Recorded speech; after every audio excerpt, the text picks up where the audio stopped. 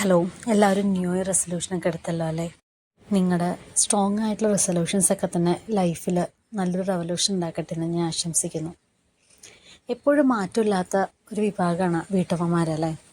എന്നും വീട്ടിലെ അടുക്കളയും വീടും കുട്ടികളും കുടുംബവും മാത്രമായിട്ട് നിൽക്കുന്ന ആളുകളുണ്ട്. പുറമേക്ക് ജോലിക്കൊന്നും പോകാൻ സാധിക്കാതെ വീട്ടിൽ തന്നെ ഇരിക്കുന്നവർ. അവരൊക്കെ എന്ത് റെസൊല്യൂഷൻസ് എടുത്തെന്ന് എനിക്കറിയാൻ ഭയങ്കര ആഗ്രഹമുണ്ട്. നിങ്ങൾക്ക് വേണ്ടി സമയം കണ്ടെത്തിയിട്ടുണ്ടോ? എന്തെങ്കിലും സമയം കണ്ടെത്തണമെന്ന് ആഗ്രഹിച്ചിട്ടും സമയം കണ്ടെത്താൻ സാധിക്കാതെ പോയവരാണല്ലേ അവർ.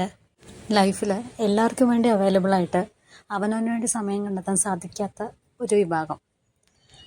അവരോടായിട്ട് ഞാനൊരു കാര്യം പറയട്ടെ. നിങ്ങൾക്ക് വേണ്ടി നിങ്ങൾ മുമ്പ് എപ്പോഴും മറന്നുപോയ ഏതെങ്കിലും ഒരു ഹോബീസ് റീസ്റ്റാർട്ട് ചെയ്തൂടെ? നിങ്ങൾ മുമ്പ് എപ്പോഴും ചെയ്തു പോയ കുറച്ച് കാര്യങ്ങൾ റീസ്റ്റാർട്ട് ചെയ്തൂടെ?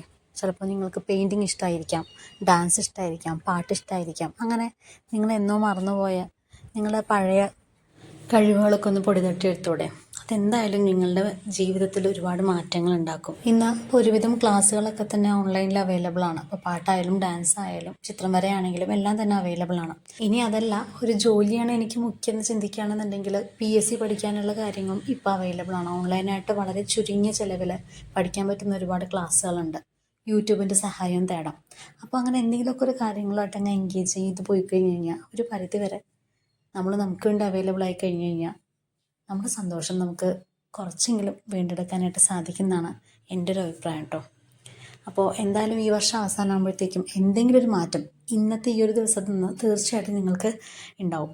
അങ്ങനെ ഞാൻ എനിക്ക് വേണ്ടി കണ്ടെത്തിയ ഒന്നാണ് ജേർണലിങ്. അപ്പോൾ ഈ ഒരു വർഷം അവസാനമാകുമ്പോഴത്തേക്കും എന്താണ് എന്നിലുണ്ടായ മാറ്റം എന്നുള്ളത് ഞാൻ അന്ന് പറയാം. അന്ന് നിങ്ങളെല്ലാവരും താഴെ കമൻറ്റ് ചെയ്യണം കേട്ടോ, നിങ്ങൾക്ക് എന്താണ് മാറ്റം ഉണ്ടായിരുന്നത്.